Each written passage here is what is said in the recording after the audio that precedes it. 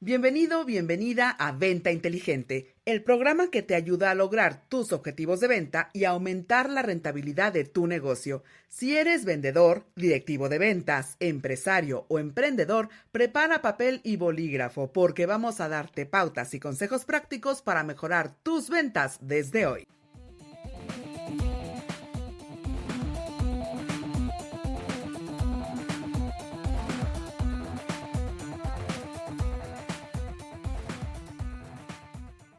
Pero sí, Carlos, te lo compro totalmente, pero lo siento, pero yo te he traído aquí para la venta económica, amigo.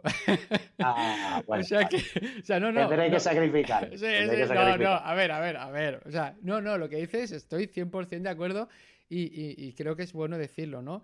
Porque así mucha gente dirá, ah, pues yo también vendo, ¿no? Porque consigo sacar proyectos o no sé qué, ¿no?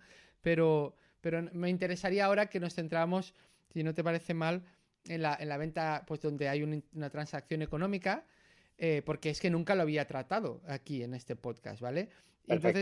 entonces, bueno, también te quiero decir que igual que la cultura nuestra, la venta está mal vista, también en nuestra cultura el dinero está como mal visto, ¿no? Ganar dinero. Entonces, yo creo que esto también poquito a poquito va cambiando. Yo mismo tenía esa creencia un poco limitadora y una cosa no es incompatible con otra. O sea, no hace falta que seas un tío sin escrúpulos, pero tú puedes decir, oye, yo creo que lo interesante es, yo quiero aportar valor, ¿no? Yo quiero aportar valor y a cambio de ese valor, a veces, de hecho, lo haces sin, bueno, pues contenido, pues eso, gratis, para que al final vas adquiriendo una audiencia, pero a veces dices, bueno, y aquí yo quiero también pues ganar un dinero porque, bueno, tengo la manía de pagar mis facturas, de dar de comer a mis hijos y de, no sé, darme algún capricho, ¿no? O sea que...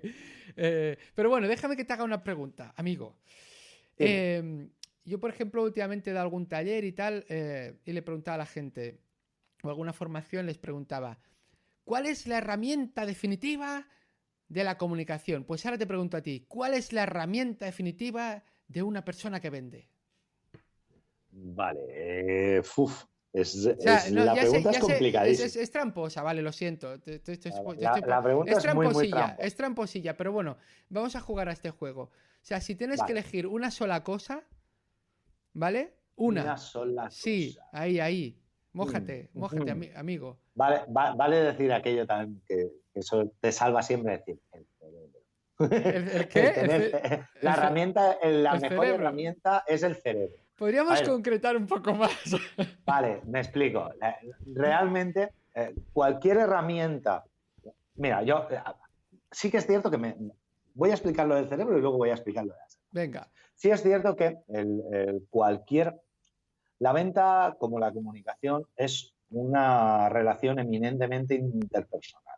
¿De acuerdo? Entonces, realmente cuando estás vendiendo, más allá de que puedes tener una serie de documentación, puedes tener una serie de información, puedes tener unos conocimientos, un expertise, realmente la gran cantidad, y no me gusta dar porcentaje porque los porcentajes son mentiras. Cuando yo te diga el 90% de la comunicación que hagas con tu cliente o de la venta está basada en la relación interpersonal, es mentira. ¿De acuerdo? Sí, Sí es cierto que gran parte del desarrollo de la venta, como de la comunicación, está en la conexión entre las dos personas o las personas que intervienen. ¿De sí. acuerdo? Entonces, por eso el cerebro realmente es muy importante. Pero hablando de herramientas, sí es cierto, yo soy una persona muy metódica y muy basada en herramientas. ¿De acuerdo? Entonces, me gusta además para todo intentar tener disponible o desarrollar una herramienta.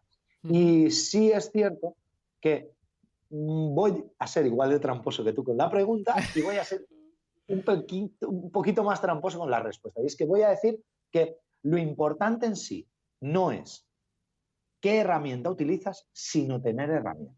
Es decir, el que tú desarrolles tus propias herramientas y tu propia metodología para vender, el que tú, si consideras que debes de tener una documentación de apoyo, te generes esa documentación de apoyo.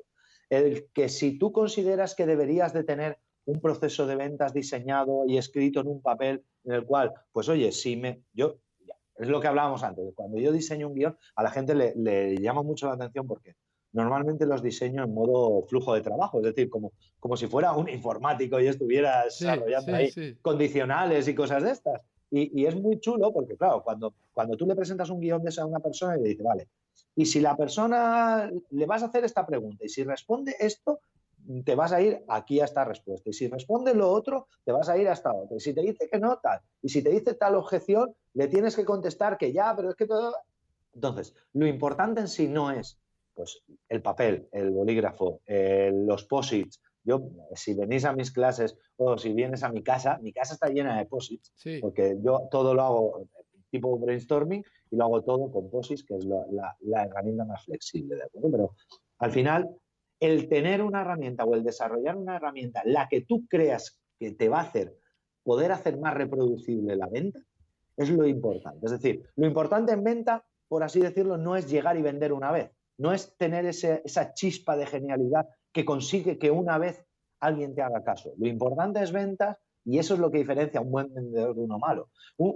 Cualquiera puede ser vendedor, porque al final un niño es capaz de plantarse delante de su padre, ponerse ahí, es que quiero una chocolatina y el padre se la compra. Pero es que ese mismo niño es capaz de ponerse delante de cualquier persona que no lo conozca y llorar. Es que quiero una chocolatina.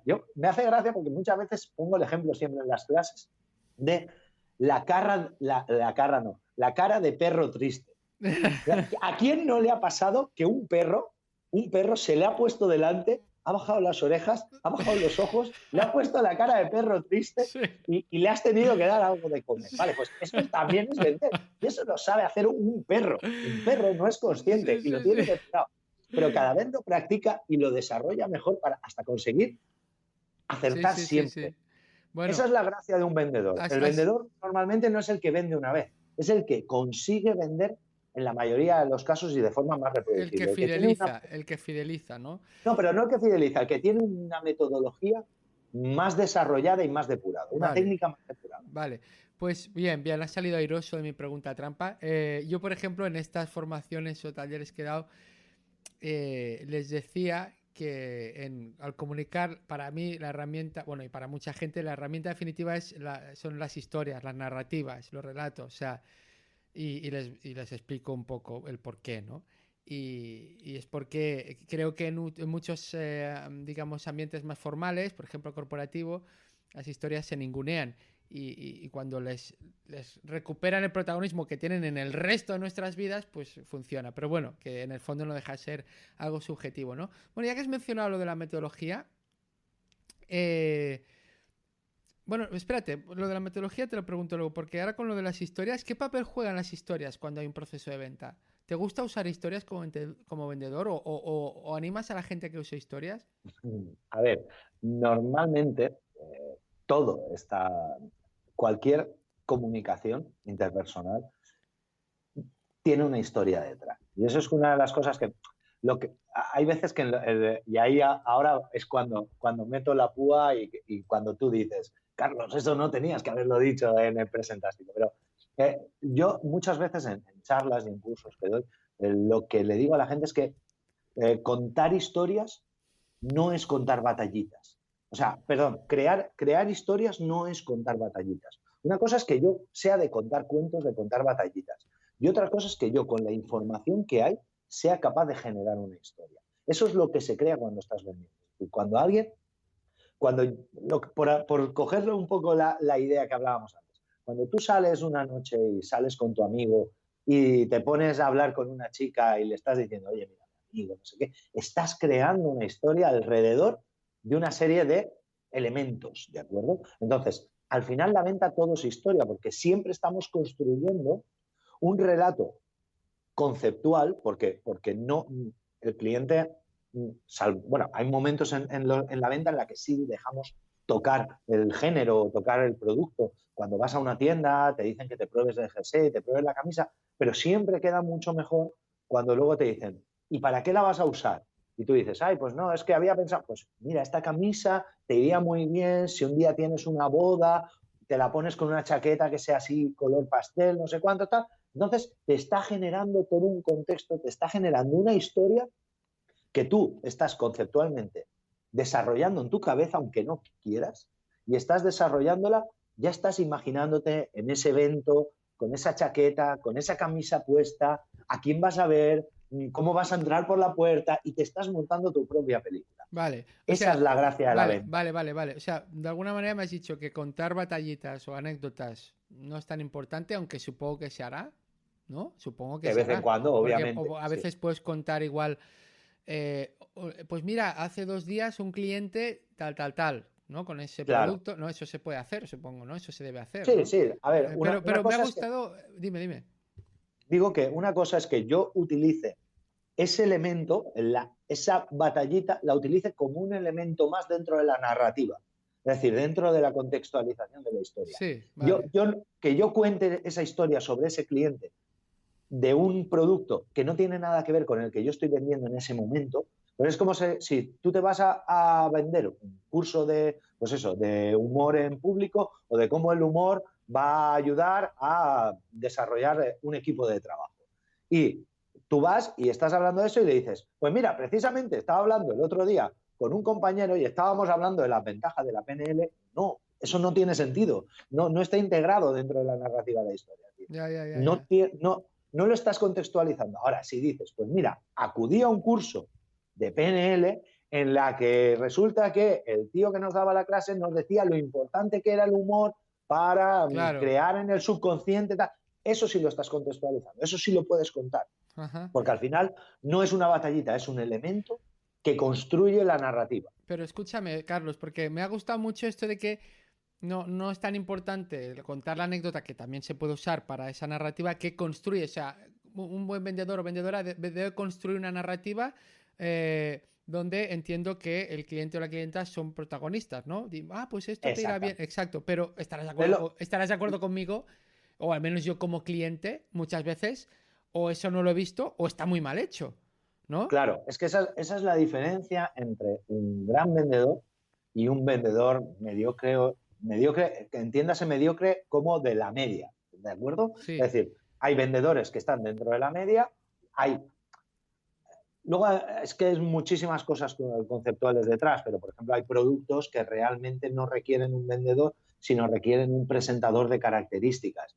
Y sin embargo hay otros productos que sí que requieren un vendedor constructor de narrativa. Al final, el gran vendedor, cuando hablamos de un Steve Jobs, cuando hablamos de un Tony Robbins, cuando hablamos de un Carlos Caño, de un Carlos Sogor, estamos hablando...